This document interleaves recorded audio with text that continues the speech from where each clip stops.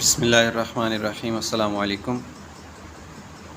Exercise 5.3 पहले 6 questions हम कर चुके हैं। अभी हम करेंगे क्वेश्चन नंबर 7।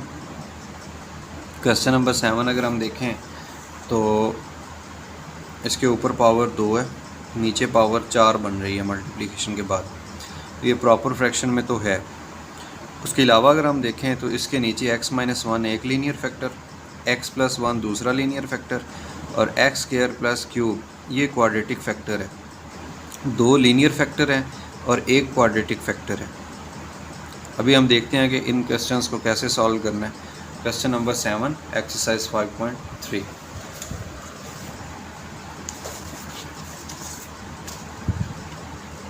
जी, ये है क्वेश्चन x² + 2x + 2 और नीचे इसके फैक्टर्स हैं। ये प्रॉपर फ्रैक्शन में है, इसको डिवाइड करने की ज़रूरत नहीं है। अभी हम देखेंगे लेफ़्ट साइड पे जस्ट क्वेश्चन लिखा, फिर उसके बाद कांस्टेंट हमने इंट्रोड्यूस करवाया a के नीचे इन दोनों में से कोई एक लीनियर फैक्टर लिख देना है। तो ये पहले वाला x+1 लिख दिया, फिर b के नीचे दूसरा लीनियर फैक्टर जो बच गया वो लिख देना है, और लास्ट में हमने लिखना है क्वाड्रेटिक फैक्टर जो कि x² + 3 है, इसको लिख दिया। इसके ऊपर हमने कांस्टेंट इंट्रोड्यूस करवाने हैं, तो इस स्क्वायर की वजह से c के साथ x आ गया और साथ में d भी आ गया। तो ये इक्वेशन स्टार बन गई है। इक्वेशन स्टार के बाद हमने इक्वेशन अल्फ़ा बनानी है। तो लेफ़्ट साइड पे जो फैक्टर्स हैं डिनोमिनेटर के, उन फैक्टर्स से हमने मल्टीप्लाई कर देना है सारी इक्वेशन को। तो फैक्टर्स कौन कौन से हैं? फैक्टर्स लेफ़्ट साइड पे अगर हम देखें तो ये बन रहे हैं x² + 3 और x+1 x-1। मैं इधर लिख देता हूँ कि मल्टीप्लाइंग x² + 3 x+1 और x-1 ऑन बोथ साइड्स। दोनों साइड पे हमने मल्टीप्लाई किया इसको। इधर मल्टीप्लाई करेंगे तो x² + 3 cancel, x+1 cancel, x-1 cancel हो जाएगा।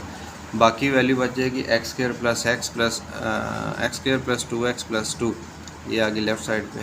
राइट साइड पे अगर हम देखें a है तो x+1 जस्ट कैंसिल होगा, बाकी रह गया x² + 3 और x-1, ये मल्टीप्लाई हो जाएगा a के साथ। और अगर हम b की तरफ देखें तो x-1 फैक्टर है, ये कैंसिल होगा x-1 के साथ, जबकि ये 2 फैक्टर b के साथ मल्टीप्लाई होकर बाकी रह गए। इसी के तरह जो cx + d है, अब ये सारी एक टर्म काउंट होगी, तो इसके लिए ब्रैकेट लगा दी cx + d, और नीचे फैक्टर है x² + 3, ये कैंसिल होगा x² + 3 के साथ, बाकी रह गया x+1 और x-1, तो ये cx + d के साथ मल्टीप्लाई हो गए। जब इक्वेशन अल्फ़ा बन जाएगी उसके बाद हमने जाना है इक्वेशन स्टार के अंदर, पहले कांस्टेंट के नीचे फैक्टर देखना है, लीनियर है x+1, जी बिल्कुल है। इसको 0 के इक्वल सपोज करेंगे, यहाँ से x की वैल्यू निकालेंगे जो कि डेफिनेटली -1 बन रही है। इसको हम पुट कर देंगे इक्वेशन अल्फ़ा के अंदर। इक्वेशन अल्फ़ा ये ऊपर मौजूद है, ये वाली इक्वेशन अल्फ़ा है। जहाँ जहाँ पे x है वहाँ पे -1 रिप्लेस कर दिए।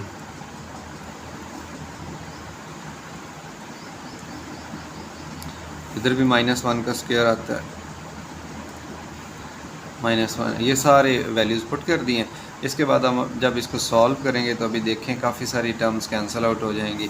इधर -1 का स्क्वायर है, माइनस की पावर इवन है, +1 बन गया, ये मल्टीप्लाई होगा तो -2, ये +2 आ गया। इसी तरह माइनस का स्क्वायर आ जाएगा, +1 का स्क्वायर 1 आ जाएगा, और साथ में 3 है, -1 और -1 -2 बन गया। इधर अगर देखें तो -1 + 1 ये ज़ीरो होने की वजह से b सारा ज़ीरो हो गया, -1 + 1 ये ज़ीरो होने की वजह से c और d भी ज़ीरो हो गए क्योंकि मल्टीप्लाई हो रहे हैं। इनको सॉल्व कर लेते हैं। 3 + 1 4, 4 × 2 8, और ये साथ में माइनस है तो -8a बन गया। इस साइड पे अगर देखें ये 2 -2 के साथ कैंसिल, जस्ट 1 बच गया, 1 = -8a। a की वैल्यू निकाली तो बन गई -1/8, तो ये एक कांस्टेंट की वैल्यू आ गई। अभी दोबारा इक्वेशन स्टार की तरफ जाएं। इक्वेशन स्टार में देखें कि दूसरा जो कांस्टेंट है b, उसके नीचे फैक्टर देखें x-1 है।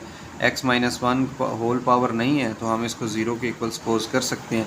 जब 0 के इक्वल सपोज किया तो यहाँ से x की वैल्यू आ गई +1। इस +1 को हमने अल्फ़ा के अंदर पुट कर दिया। अल्फ़ा के अंदर पुट करने के बाद जब सॉल्व किया तो ये आ गया +1 और -1 ज़ीरो हो जाएगा। ये आ गया +1 और -1, तो इसका मतलब ये टर्म ज़ीरो, ए वाली ज़ीरो, जस्ट बी वाली रहेगी। 1 + 1 2 और 3 + 1 4, ये ज़ीरो के ख़त्म हो गई। 1 + 1 2, 3 + 1 4, 4 × 2 8 आ गया, और इधर 2 + 2 + 1 5 बन गया। तो ये b की वैल्यू बन गई 5/8। अब दो वैल्यूज़ आ चुकी हैं, a की और b की, जबकि इक्वेशन अल्फ़ा के अंदर हम मज़ीद x की वैल्यू पुट नहीं कर सकते। क्यों कि इक्वेशन स्टार के अंदर जितने भी लीनियर फैक्टर्स थे विदाउट पावर्स, हम उनमें से x निकाल के पुट कर चुके हैं। अभी ये क्वाड्रेटिक आ गया, क्वाड्रेटिक को पुट नहीं कर सकते, उसके लिए हम इक्वेशन अल्फ़ा को रीराइट करेंगे, इसको दोबारा लिखेंगे। इसके अंदर ये जो मल्टीप्लिकेशन है इसको मल्टीप्लाई कर देंगे, इसको मल्टीप्लाई कर देंगे, इन सब को मल्टीप्लाई कर देंगे। तो देखें इक्वेशन अल्फ़ा को हमने rewrite and rearranging equation alpha with respect to x के हिसाब से हमने इसे अरेंज करना है। तो मल्टीप्लाई किया, ये मैं इधर ज़रा बता देता हूँ आपको, ये वाली चीज़, ये इक्वेशन अल्फ़ा है। अब ये जब x इससे मल्टीप्लाई होगा x³ बन जाएगा, -x² बन जाएगा, x³ बन गया, -x² बन गया। और जब ये 3x से मल्टीप्लाई होगा तो 3x बन जाएगा, और ये -3 बन जाएगा, ये 3x -3 बन गया। जब इसको मल्टीप्लाई करेंगे तो x इसके साथ x³ हो जाएगा और 3x हो जाएगा, ये x³ होगा, ये 3x हो गया। फिर ये जो 1 है x² के साथ मल्टीप्लाई होगा 3 हो गया, ये x² हो गया, ये +3 हो गया। सिमिलरली ये x + 1 है, ये x - 1 है, first plus second into first minus second. तो फार्मूला अप्लाई करेंगे, कौन सा formula, first plus second into first minus second.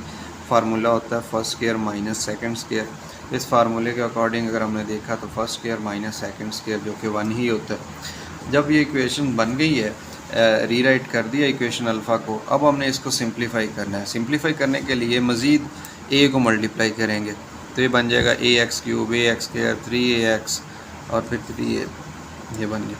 b को मल्टीप्लाई करेंगे bx³ 3bx और ये मल्टीप्लाई हो गया। नेक्स्ट cx को मल्टीप्लाई करेंगे, cx³ बन जाएगा और फिर -cx बन जाएगा, dx² बन जाएगा और -d बन जाएगा, ये बन गया। सारी मल्टीप्लिकेशन हो चुकी है।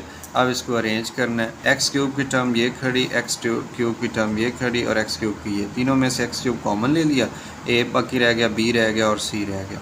इसी तरह x² वाले में से ये कॉमन आ गया, x वाले में से ये चीज़ कॉमन आ गई। इसकी हम प्रैक्टिस बहुत ज़्यादा कर चुके हैं, एक्सरसाइज 5.2 के लास्ट क्वेश्चंस में भी की, 5.1 में भी, सॉरी 1 में ये रीराइट वाला काम नहीं था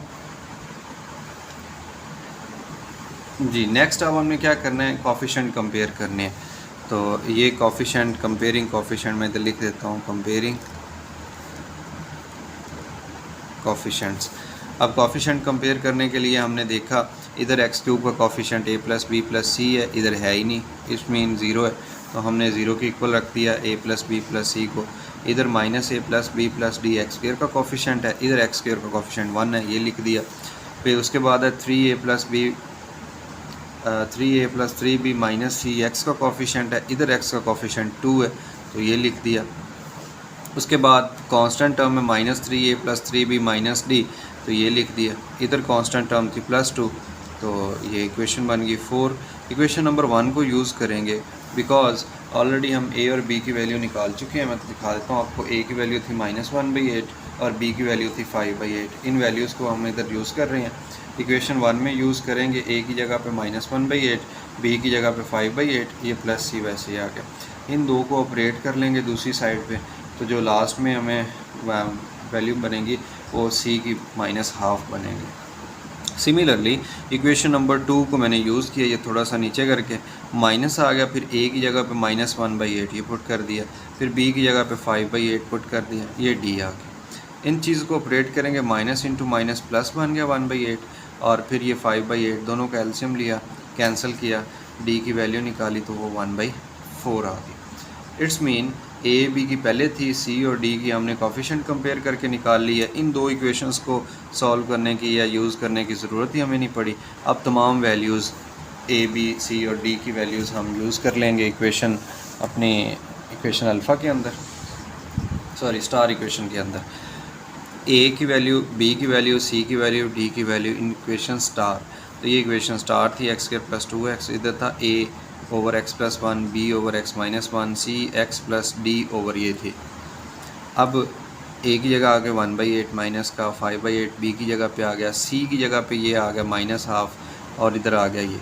अब ये है -1/2x और प्लस 1/4, इन दोनों का एलसीएम लिया। एलसीएम बड़ी वैल्यू आती है अगर एक जैसे मल्टीपल हो, तो 4 आ गया। 4 को जब 2 पे डिवाइड किया तो 2 आ गया, ऊपर मल्टीप्लाई करेंगे तो -2x बन जाएगा और यहाँ पे 1 बन गया। और ये जो बटे में 4 आया था, इस बटे वाले 4 को इधर एक्स स्क्वायर प्लस 3 के साथ मल्टीप्लाई कर दिया और ये जो ऊपर था 2x और ये 1 ऊपर रह गया। बट एक स्टेप और करेंगे, इन दोनों में से माइनस को कॉमन ले लेते हैं, बाकी रह गया 2x माइनस 1, क्योंकि माइनस कॉमन आया तो साइन चेंज हो गया। तो ये जो माइनस था ये बाहर लिख दिया, 2x माइनस 1 ऊपर लिख दिया और ये 4 नीचे लिख दिया। तो इसी के साथ ये 3 जो फ्रैक्शंस आई हैं ये पार्शियल फ्रैक्शंस हैं किसकी, इस चीज़ की। तो हमारा क्वेश्चन नंबर 7 भी कंप्लीट हो चुका है।